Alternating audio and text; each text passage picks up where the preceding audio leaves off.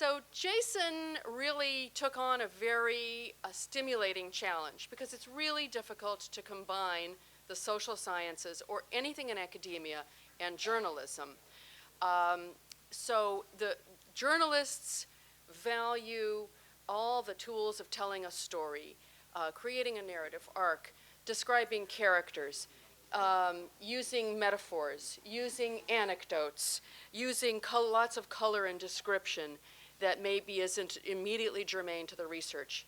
To academics, that's almost anathema. It can be the opposite of what they're trained to do. They're trained to stick to the facts, to avoid the first person. They're not trying to tell a story, they're trying to report on their research. And so, understandably, it can be very difficult for academics to, after doing their work in such a creditable fashion, to then tell the story of their research in a way that can reach out to a popular audience. We do have people on this panel, though, who have been remarkably successful in doing just that, and you'll be meeting them. Academics who have learned to become what I call being bilingual, and creating that second skill set after doing all the research and reporting for their peers, turning around and finding a way to translate it to a popular audience. Anyway, this is the mission of the greater good that Jason's going to describe in more detail, to create that field and in which these forces can meet. And what I want to emphasize to the journalism school is there's so much opportunity here. Opportunity for you as writers to report on the social sciences in lively ways. So we're here to be really happy that someone is providing an opportunity for this kind of work to go forward. They've been extremely successful. Another reason to celebrate, they've been nominated by UTNY as the best new title, which is an amazing thing. We hope you win it. They've gotten a lot of good coverage in the San Francisco Chronicle and in the Chronicle of Higher Education, the two chronicles. They're publishing 5,000 issues, which is great.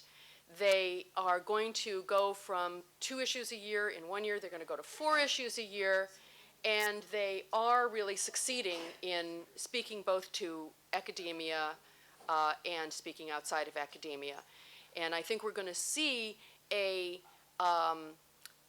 sort of a ripple effect from the work that's in this magazine, and you find that it's going to, journalists like to subscribe to magazines like this and get ideas that then they can report on.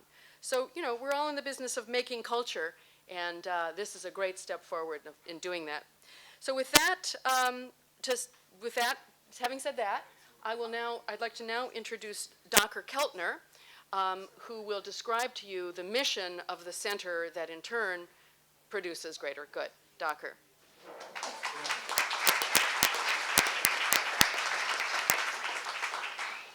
Thanks, Deirdre.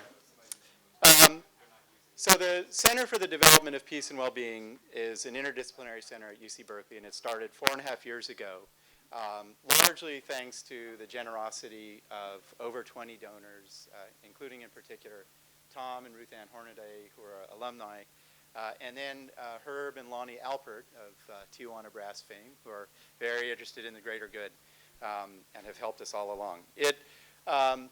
It is a center that has really 3 missions, and I just wanted to briefly update you on some of the really exciting things that are happening. One is to promote a new science of peace and well-being.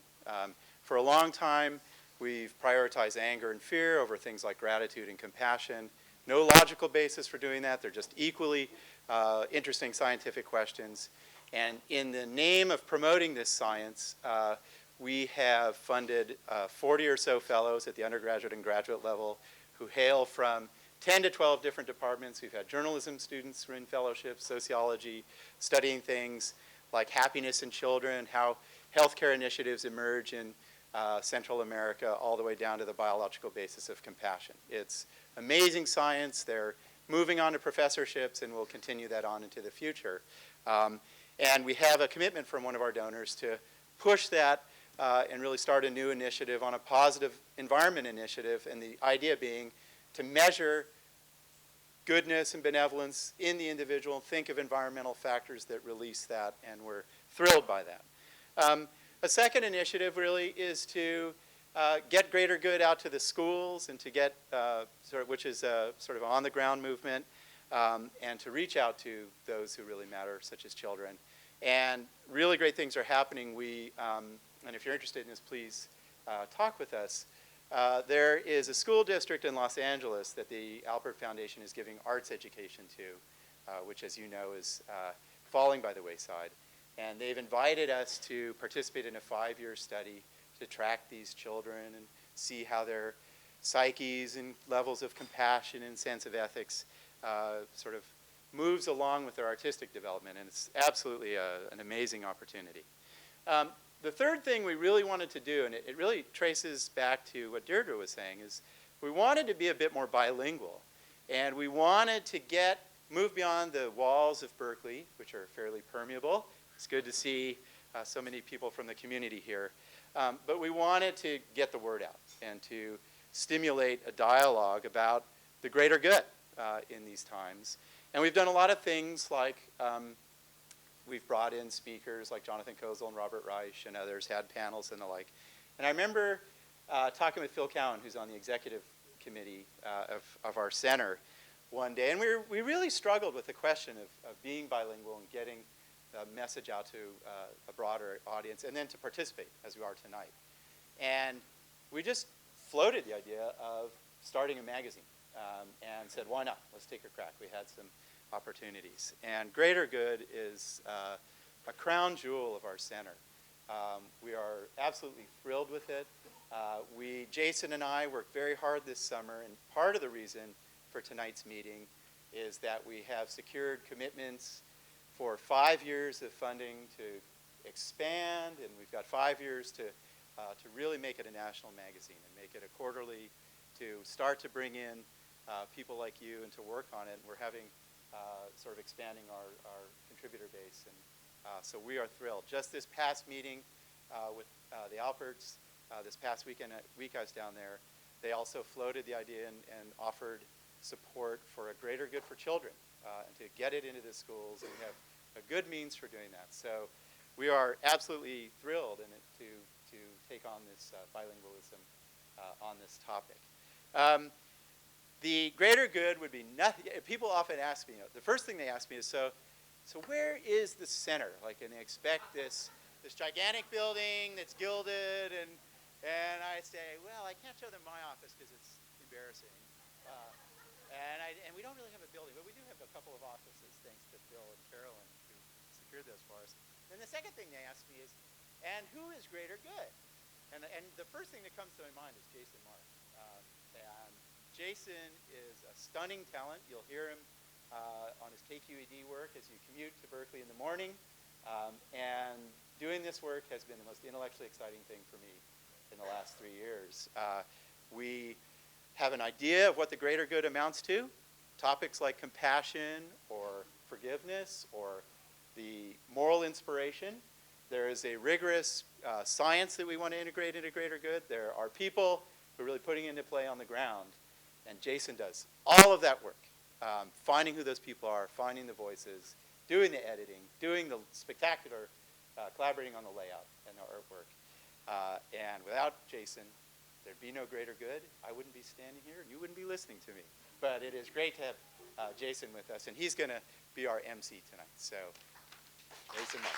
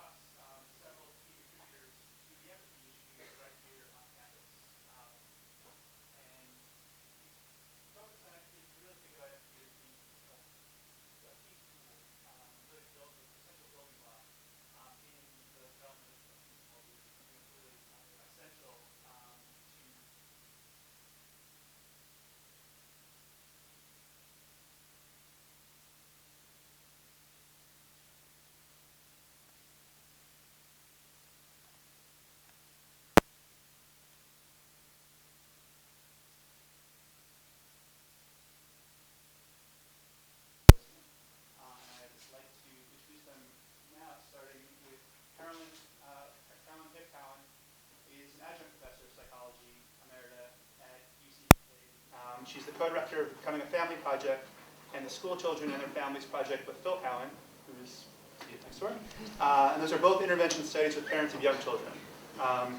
And Carolyn's a co-editor of Fatherhood Today, Men's Changing Role in the Family, and co-author of When Partners Become Parents, The Big Life Change for Couples. And in this current issue, she and Phil, along with Lyssa Mudd, who's a grad student and fellow of the Berkeley Center for Peace and Wellbeing, who unfortunately couldn't be with us tonight, but they co-authored an essay about the role of empathy in marriages and offering tools for cultivating empathy between couples or between partners.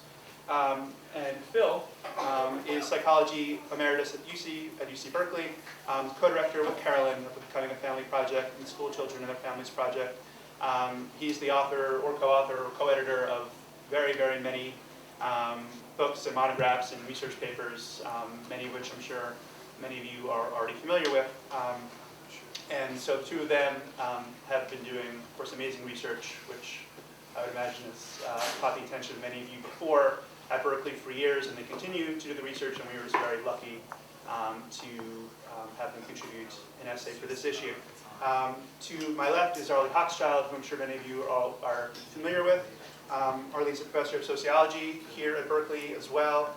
Her books are The Commercialization of Intimate Life, The Managed Heart, and Second Shift. She also has sort of personified the mission that we've talked about, being bilingual and reaching out beyond the walls of UC Berkeley, writing in the popular press, especially in the American Prospect, and many other popular publications. And Arlie wrote an article, an essay in the empathy issue on the empathy squeeze in America, essentially the decline of empathy in the US and some of the factors that contribute to it. And to Arlie's left is Lyssa Mudd, who's a freelance journalist and radio producer. You might have heard her work or heard her name on KQED very, very early in the morning. And Lyssa also is the newly appointed Alumni Affairs Coordinator here at the Graduate School of Journalism. She's also a graduate of the J School 02. And Lyssa wrote an article for this issue, which was not part of the Empathy Symposium, but was a profile of a psychology professor here at Berkeley, Darlene Francis, who I don't believe is here with us, unfortunately, but you can turn to page 24, I think, and see her picture. Who's done really amazing work with rats and mice on essentially the interplay between genetics and environment, determining what some of the key factors are in eliciting genetic propensities toward either stressful or non-stressed, more well-adjusted behavior. And I'll speak a little bit to that piece as well. So in turning to the empathy, question of empathy in America especially, I'd first like to just pose a question to the Cowans and to Arlie to get started. You may have seen already the introductory essay in the Empathy Symposium. It was written by Franz de Waal, who's a primatologist based at Emory. And essentially, he makes the argument that there's a biological basis to empathy. He looks at examples of empathy across species, looking especially at apes, being a primatologist. And by drawing on all these examples, he reaches the conclusion that there are deep evolutionary roots to empathy. It sort of served as the moral underpinning of a well-functioning, smoothly functioning society. It's essential, and it is a natural tendency in humans. And which makes a compelling argument, but it raises the question, obviously, that when we look around, we don't necessarily see really clear expressions of empathy in the world around us. And in fact, we often see the opposite. So my question for the panelists to get started is really, what are some of the factors that might account for the dissonance between de Waal's argument that we have a biological basis for empathy and the reality in the world around us that might undermine the expression of empathy in the real world? Go ahead.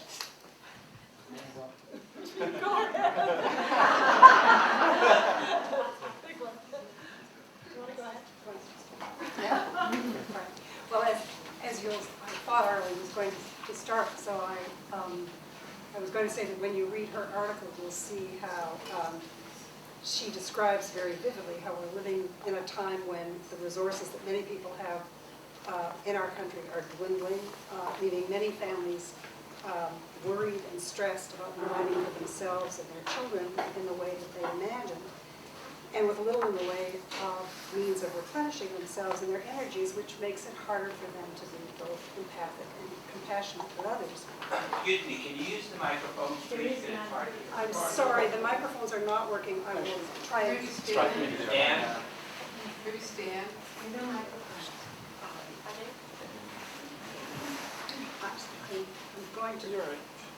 I'm going to sit if you don't mind, but I will try very hard to speak louder. In the longitudinal studies that Phil and I have been doing with families for the last many years, we've been working mostly with families who one wouldn't think of as being particularly high risk. They might be thought of as low risk or moderate risk in the sense that, and we're now working with much more stressed families. But even in these families who have the basic things they need to live, a place to live, enough money usually to buy the food and clothes that they need, and to get themselves and their children where they need to be. Because we've been following them over many years, what we've been seeing is an amazing amount of stress and sometimes distress, considerable tension and worry that has really surprised us. They would be thought of as working class or middle class families in the most general sense. And this is across a number of different cultural and racial backgrounds. And I'll just give you an example of what I mean. At some point in the 7 to 12 years that we follow families in these two different studies, at least 1/3 of the mothers and fathers describe serious enough symptoms of depression that they're above the clinical cutoff and might be thought of as possibly having clinical depression. And symptoms of anxiety, and up to about half of them at some point in their early child-rearing years describe enough serious problems or unhappiness in their marriages that they look like couples who are seriously in distress and coming for therapy. You would not be surprised to learn that the fewer resources these parents have and the more unhappy they are, the more their relationships with their children seem troubled because we observe them and talk to them a great deal over the years, and the worse their children's adjustment to elementary and high school. Based on the teachers' descriptions of how the children are doing academically, how they're getting along with their peers, and whether or not they have acting out aggressive behavior problems or shy, withdrawn, depressed problems. So we see it spin throughout the family, and Phil's going to talk in a minute about getting in closer about what can happen between the partners in a couple when this happens. So we're now conducting a study of low-income families in 4 rural parts of California. And although their lives are even more stressed and some of them don't have all the resources they need to live, we're finding that the different aspects of their lives where they're stressed enough that they can't relax and don't feel competent or nurtured themselves, they have a harder time, not surprisingly, nurturing their children, being empathic with their difficulties, and certainly a harder time being nurturing and empathic parts of their community.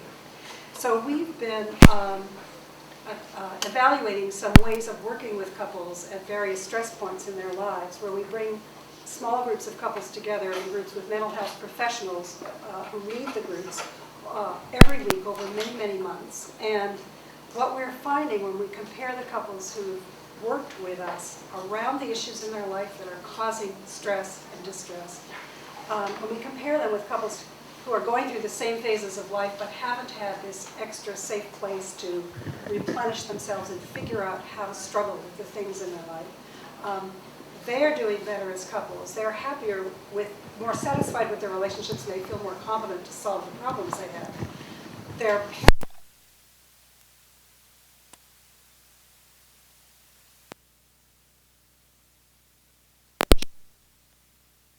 both in elementary school and now in high school are having better academic.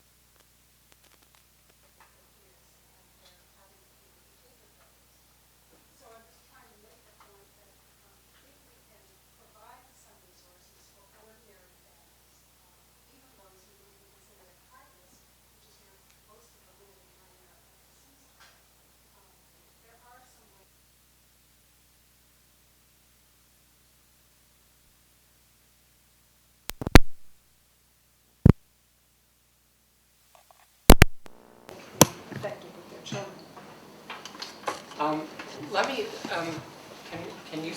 And let me give you an example of how this plays out in a real live couple. This is a composite, and it's in the article, and it's not us.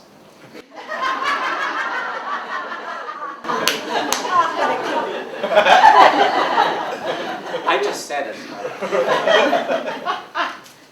Okay. Okay. How come you didn't put your stuff away after you came home?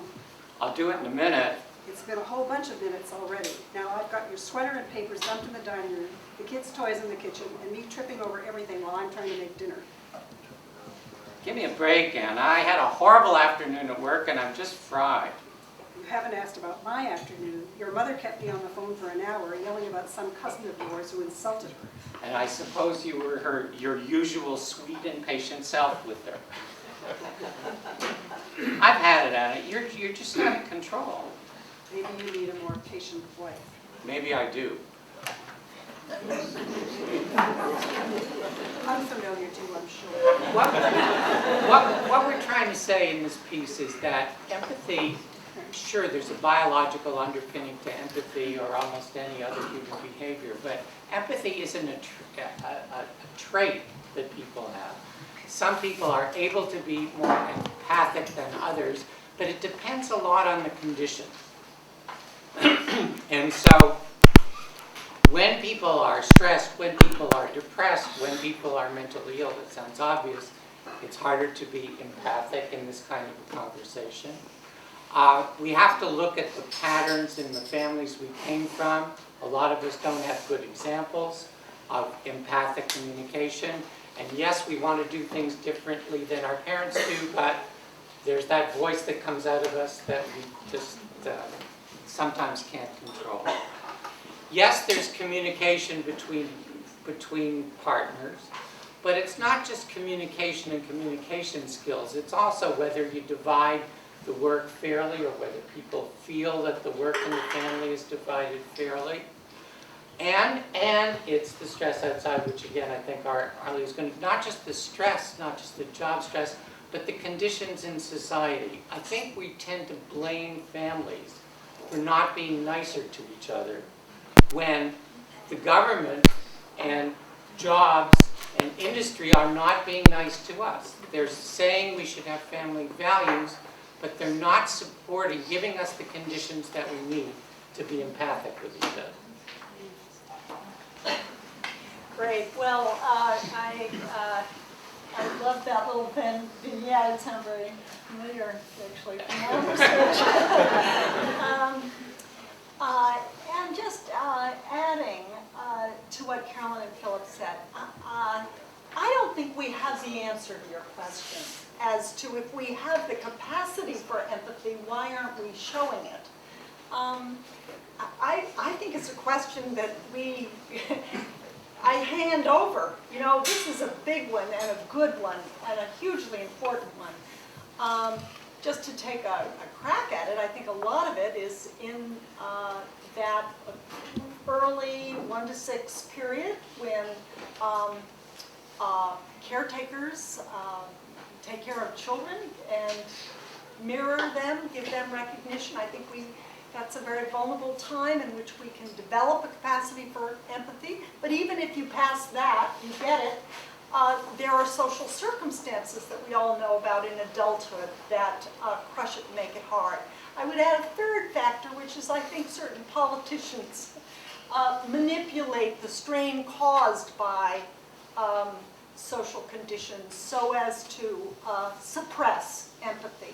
In this own highly speculative piece that I've written for a greater good, what I'm looking at is the events of the current political moment when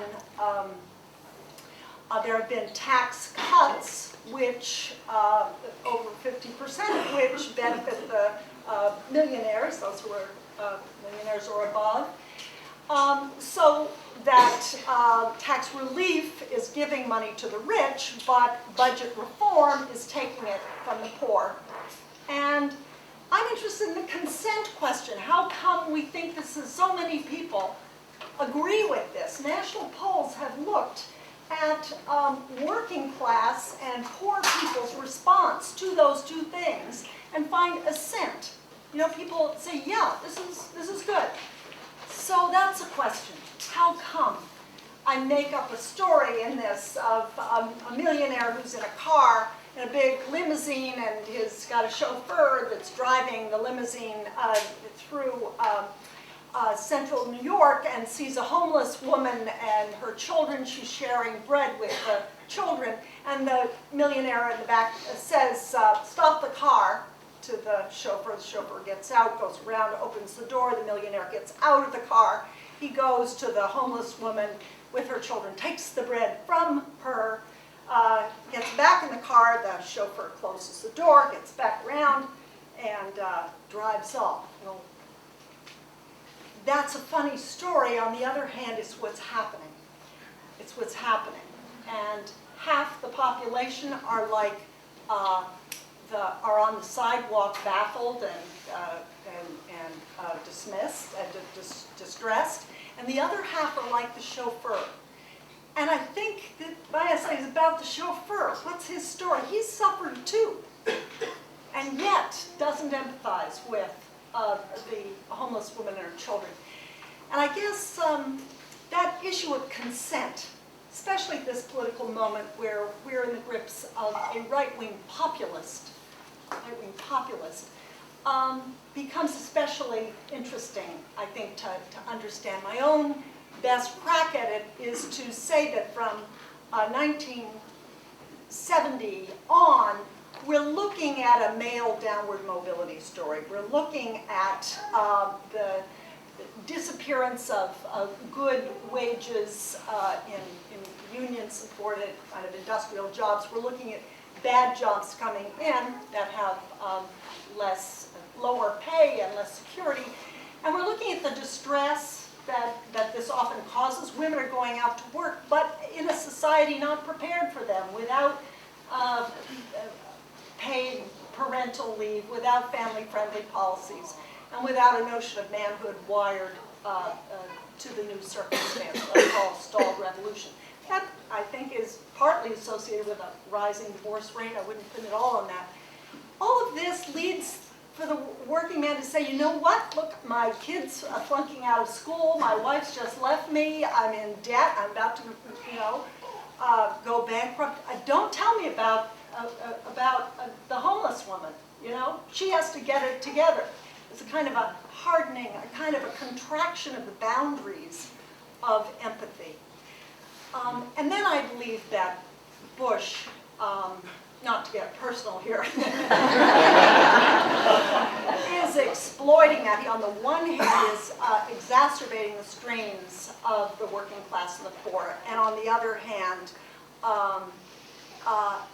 deploying the anger and distress, anger and fear that it's creating, all of which suppresses empathy for people who need it. And I think that's the political moment we're in.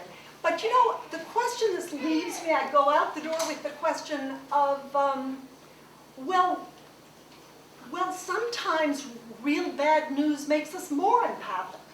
You know, if you need help, if you fall down on the ground in the subway, it isn't a rich person that's going to help you and say, is there a problem? It's going to be a poor person, maybe a homeless person. So actually, bad news doesn't always predict a contraction of empathy. I mean, I don't think we know the answer to some very important questions, and I think that's why it's so wonderful to have a new magazine that's taking up this cause.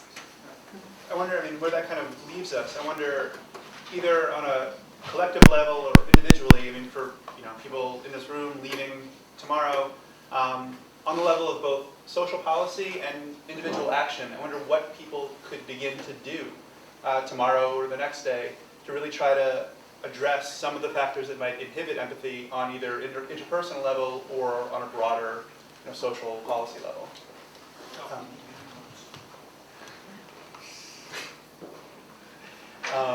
And maybe you want to start with the bigger picture first. Well, before we go to social policy, I think we don't quite know what empathy is. I think empathy itself has several moments to it. I was thinking about this.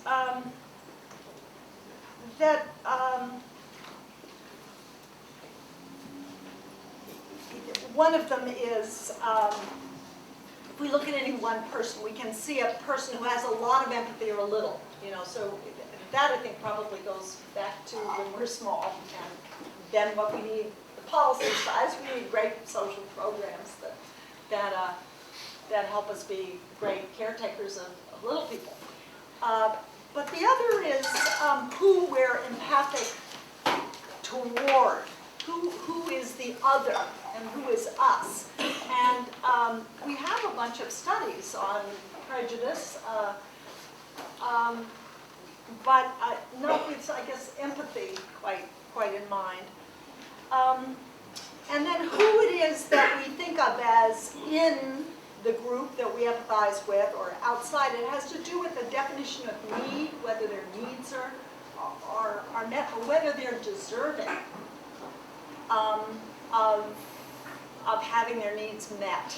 I mean, these are social, cultural categories that we're talking about. And you must have heard, of course, of the person who isn't here too is George Lakoff, who has something to say about how we think about needs and deservingness according to these two models of the strict father model and the returned parent model. So that's another way of slicing it. But yeah, I don't think the final answers are in, but you know. Yeah.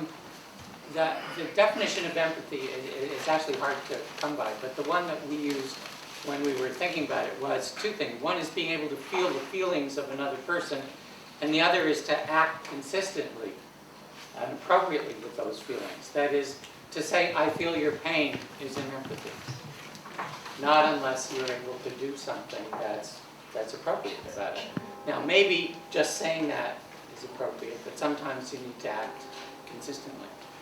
I think actually that it's really nice that we have these kind of two levels of analysis here in the panel, because I don't want to put everything on the family, but it seems to me that couples, for example, or families, rather than saying to the other person, you're not being nice, you're not being empathic, need to kind of sit down and say, how could we arrange life to make it a little more possible that we can get in touch with each other and that we can have some. So I'm not talking about weekends away and candlelight dinners, but what about 10 minutes to check in with each other? Those kinds of things.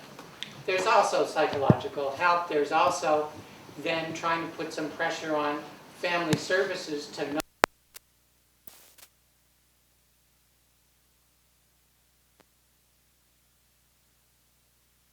available for families to kind of learn some kind of skills of getting in touch with each other. But then you can't just stop there. There is this political level. We need a different kind of social structure if we're going to have empathy as well.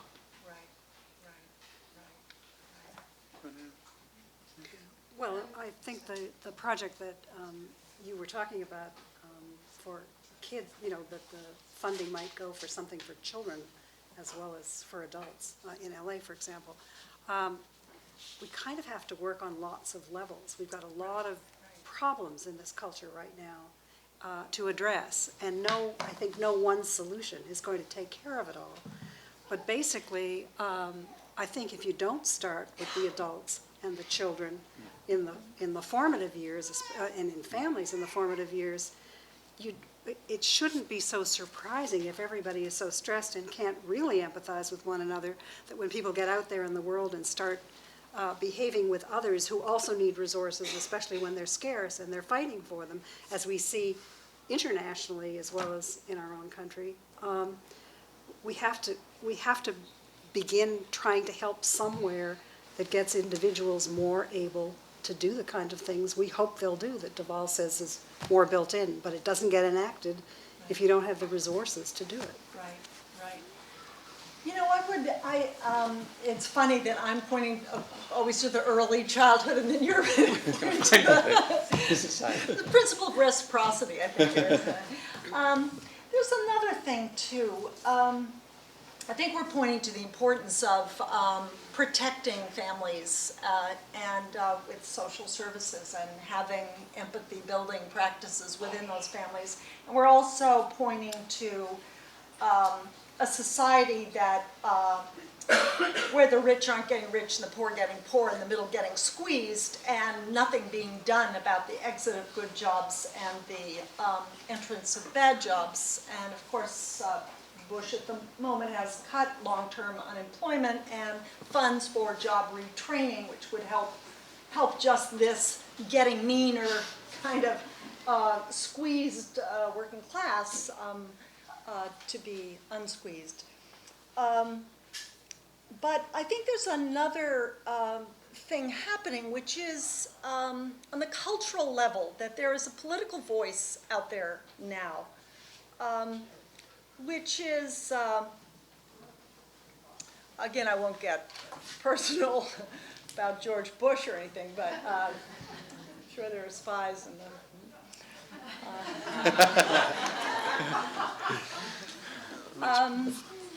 But I think that a fake morality, a different morality is being used to solve the conscience of those who are espousing these problems, espousing cutting benefits for the poor. In other words, I think the chauffeur is a decent guy, only he's being offered, and he wants to be good. I think the chauffeur wants to be a good person, and that what's being offered is a substitute morality to him. Well, look, the way to be good is to judge people. You know, never mind redistribution of resources from those who have too much to those who have too little, but don't think of empathy, don't aim your empathy there, but aim it toward the discreditation of gays and lesbians, or you know, kind of the social issues of the day. So there's a kind of a substitute going on, and you know, it was another thing. There was a kind of around Christmas time of born-again shopping. You may have noticed, you know, all kinds of things. You were being asked to buy things, and you got a special bracelet and necklace and this and that would go, a certain proportion of the profits would go to the poor. These were symbolic redistribution things that were through capitalism kind of being offered as kind of a symbolic substitute for the real giving, that serious and substantive giving through government. So I think that's a third channel that we've got to watch. I mean, any of us that listen to Rush Limbaugh, which is really worth doing. I mean, really, if one person is responsible for suppressing empathy through the airwaves, I do think that the mass media is a very important object of study if we really want to understand the ups and downs of empathy. We have about 20 to 25 minutes left, and I'd like to turn it over to questions from the audience.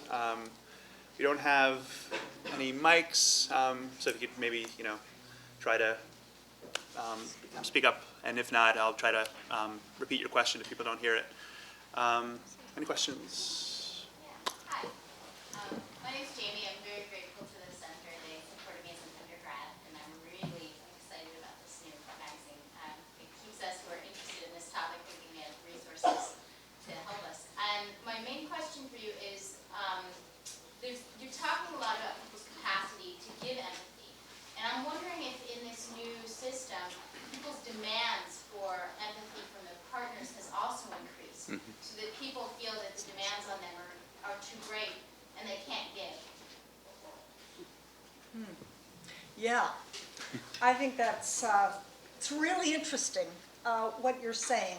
People are demanding more, partly because of the ideology of the perfect couple, and what in my sociology family class I'm calling the everythingization of the couple, that we look to each other in a couple for the missing kindly neighbor and the missing Uncle Fred and all of the other people that would form the infrastructure around a couple. We're being asked to shed that and focus our attention entirely on receiving only from this one other member of the perfect couple. But I also think in addition to that, again, looking at the mass media, that there is an invitation through a lot of programs like Joe Millionaire or Bachelor, Bachelorette, or Eliminate, which are horrific programs, incidentally.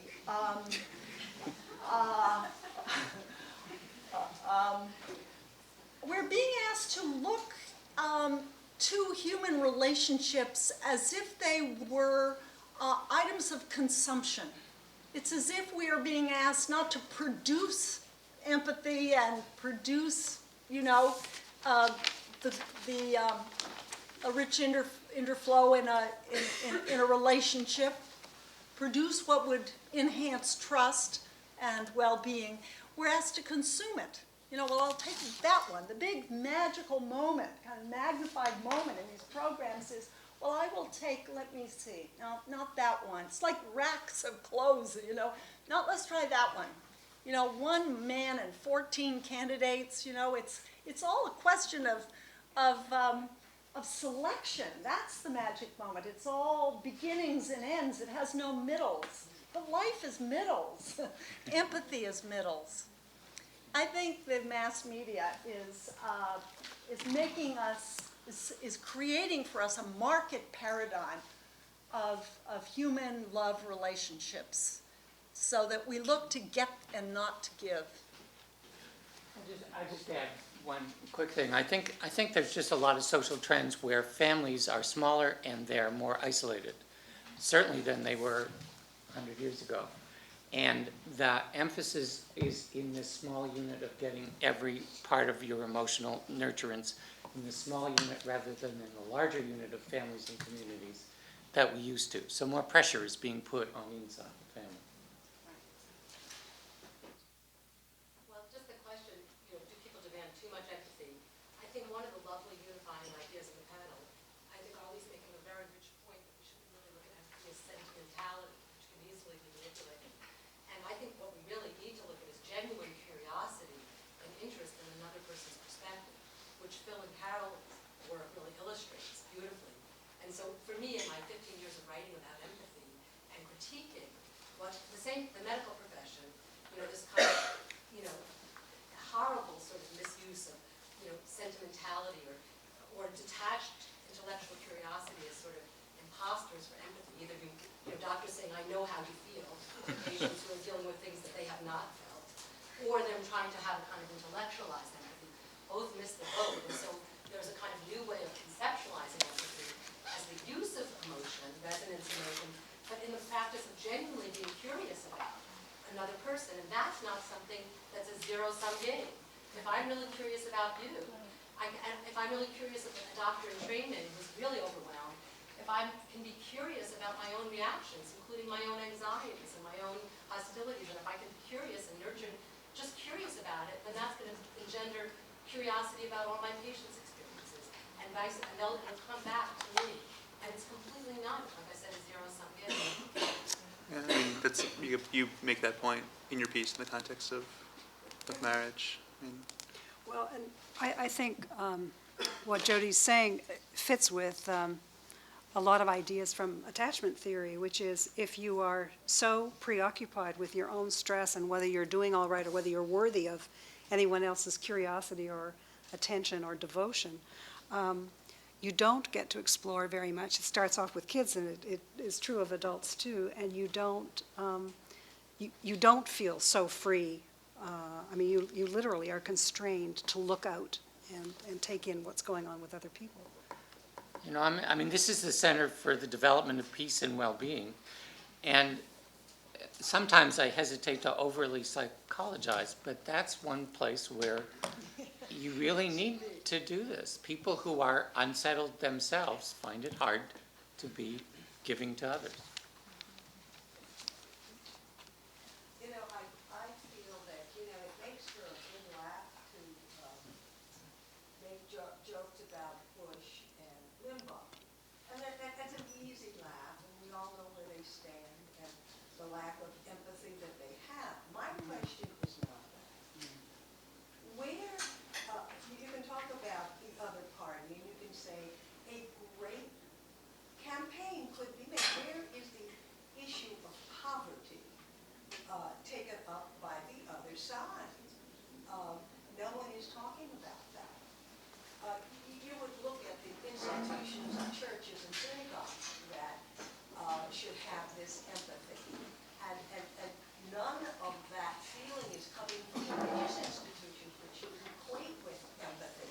Now, why hasn't that been taken up? You know, the George Bush jokes, I mean, I can't stand his guts, but you know, that's such an easy, they are doing this and they are doing that. It's like, let's take back the night. Where is that supposedly empathetic group in this country? You can talk about the medical profession. I trained Yale medical students for many, many years in empathy. I'm hearing the same things later. In 40 years, why aren't doctors more empathetic?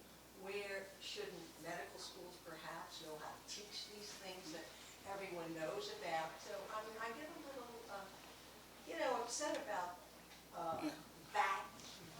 them, those horrible people. I mean, do you want to speak to that at all, or is there? I think. I have more of a question rather than about the content of the magazine. I guess I'm more curious about, you know, is it then, am I to understand it's actually a part of the university as a publication, and will graduate students then be as well as faculty, the ongoing contributors? And if you could maybe speak a little bit more to the Sure, magazine, just briefly. what This you're is actually, and the composition of this panel is a little bit misleading. I mean, never before have we had so many contributors based at Berkeley.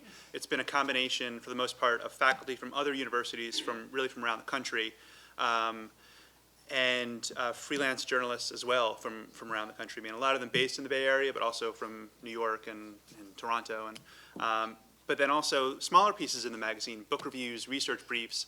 Those are contributed largely by graduate students here at Berkeley, a lot of fellows who are writing about short pieces about new research in their area of expertise as well. So it's a combination of faculty at Berkeley and beyond, freelance journalists writing, and myself and some other journalists at Berkeley writing pieces about profiles of new research and new programs, and then some of the work being done, research work and some writing by grad students as well. So who owns the magazine? Who's the owner? Question. I mean, it's a somewhat complicated question, but it's Dacher's to bequeath to his kids. Do you want to speak to the structure of the center really briefly? I can say quickly. I mean, it's published by the center is funded. It doesn't get funding directly from the university. It flows through the university, but outside donors contribute to the center. The center then is technically the publisher of the magazine. So it's not strictly a UC Berkeley product, but we've enjoyed the university's support on many levels, in terms of making office space available, to just giving their encouragement, to just the support by contributing faculty members and so forth. Back. Dr. Hochschild, your article cites the social format of the 1930s in boosting solidarity and social gains, and Keltner's article mentions the so-called Great Generation and collective drives to do various things, victory gardens and so forth during World War II. Wouldn't this suggest that on a societal level, participatory service programs would be a good thing to engender empathy? Not that we're going to get it. Yes. Wouldn't that be Excellent something point. that- Excellent point. Yes, it would. I remember the Peace Corps, the tremendous outpouring of American ideals that happened then, but it doesn't seem to have those opportunities. Right. In the same way. Can I just make a quick? Service learning requirements. I mean, high schools now have service learning requirements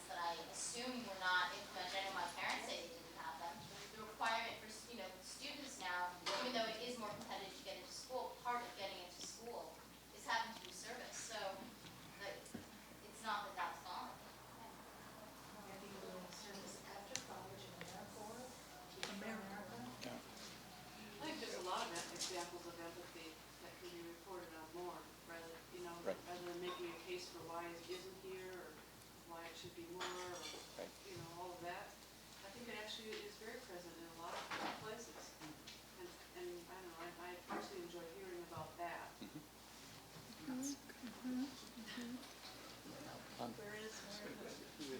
Well, I wanted to pick up on the political moment that Arlie described. Lately, I've been thinking about the political moment in terms of mass media described as a culture of humiliation.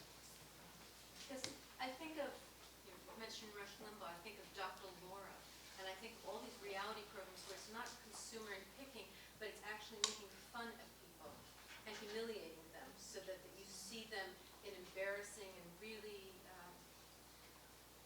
humiliating postures. And it's become so pervasive on television, that humiliation. It makes me think that's such a tremendous cultural mitigating factor against empathy. And that I think we see a mirror of that in our soldiers, you know, in our conduct in Iraq. Not that soldiers have ever been wildly empathic toward people they're fighting, but I think there's a humiliation that we've become accustomed to that seems different at this political moment. And in the back. Yes. Yeah, I was wondering about, you talked about stress a lot in the beginning, and are you looking at stress versus perceived stress, and how fear causes that kind of distinction, but this allows people to deal with that? So I just, because I'm brand new to this magazine, I'm impressed and I'm very interested. You're referring to my article? Well, it's talking about families, stress, the lack of empathy. I was arguing, I may be wrong, as I say, this is speculative, but my best guess, and I'd love for, researchers to go out and see if it's true or not, is that since 1970 on, it's not a new thing, but it's been gradual, there has been an economic squeeze put on a lot of people in the middle and working classes, and that has led to kind of a variety of sources of stress in people's everyday lives, which in turn has led them to contract the circle of empathy. It's like if you're sick, you think, well, gosh, I've got to fix myself before I can help anyone else. It's an understandable response. But I think there's a more and a less to it. I don't think, this is very kind of gallop by kind of hypothesis here. And, but I don't think stress is good for us on the whole, although I think there's a point at which, if we are really down and out, there's a kind of a camaraderie of the dispossessed that does take place. Can I just jump in for a second? I was the researcher here. She's a research psychologist with a joint appointment in the public health department. Darlene Francis is looking at some of the underpinnings of kind of that question. Exactly, studying rodents, which obviously are far cry from humans, and they're in a very sort of specific laboratory setting. But she's really shown how stress in mother rodents, mice and rats, contributes or sort of prevents them from nurturing their pups, licking them, grooming them, and doing these other things, which she's shown really has a huge impact on the pups' well-being as they grow up, and even on the next generation of pups that they'll go on to have. And she's very reluctant to extrapolate to humans, but I think it's pretty easy for us to do some of that extrapolating for her. And certainly, a lot of researchers in the social sciences who are working with people rather than rodents have looked at her research and seen in it a reflection of what they do. And I think some of the conclusions that they've drawn are things like, the human equivalent of licking and grooming pups or assuming certain postures while nursing are like very, very everyday things, talking to babies, cuddling with them, that kind of stuff, not showing them baby Einstein videos. And so one of the questions, that people are asking is, well, how do you promote that? And it gets back to a lot of what Arlie and you were talking about, which is promoting social programs that reduce stress for parents. And, I think you could extrapolate even further and say, well, child care providers in general are, quite underpaid, and, how do you promote the well-being of the people who care for very young children? There was one other thing incredible in your article that gives us a lot of hope about the importance of nurture, right? Yeah. Didn't you find that the embryos, explain us. Well, I mean, So she nurture found, story. the opposite was also true, that calm mothers were able to nurture their pups more, and that had lasting effects even on mouse pups who were bred to be anxious. And that again had this effect into the next So generation. Stephen Subi did that work with primates decades Right. ago and had them in an experiment that one can't do with people. Right. Took the more high-strung monkeys or whatever species they were talking about and gave them to different primate families to raise. And that they found, interestingly enough, that the benefits of the calmer nurturer really had an impact on the more high-strung genetically primates as long as they stayed in that social grouping. But if you remove them from that social grouping, it didn't persist, which was an interesting kind of context, nature-nurture kind of complexity. It sounded as if the question had something behind it about whether we were talking about stress or perceived stress, and I'm not sure where you were going with that. But in the studies we were referring to, with these now more than 400 families over a number of different studies, we're talking about the kind of stress and distress that mothers and fathers and their children, as they get old enough to be interviewed by us, talk about in their lives. So you could call some of that perceived stress, but we also observe them working as couples on problems they have, working with their children on challenging tasks. And so we also observe certain situations in which they are stressed and watch what they do. And then all you have to do is look at the lives around you, especially families with young children who are racing all the time and don't have time to catch their breath or get replenished. There seem never enough hours in the day. And then people who have older children or who don't have children but who have aging parents or ill relatives who are also coping with a lot in their lives. So I'm not sure what the perceived real... I was also kind of come down so that they can expand and are more able to reach out